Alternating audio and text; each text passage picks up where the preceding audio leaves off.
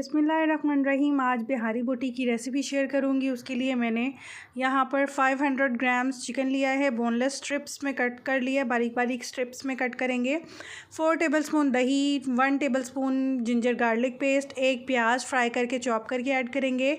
2 चम्मच बिहारी मसाला शान का यूज़ करेंगे, कोई और स्पाइस नहीं डालेंगे।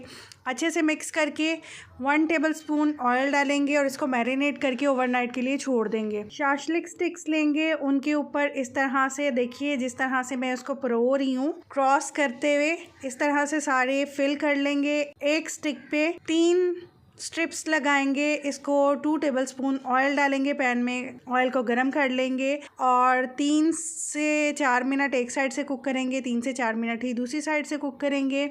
ओवर कुक नहीं करेंगे। बिहारी बोटी बिल्कुल तैयार है। सलाद और रायते के साथ सर्व करेंगे। डिटेल वीडियो के लिए यूट्यूब चैनल पर विजिट कर सकते हैं आप।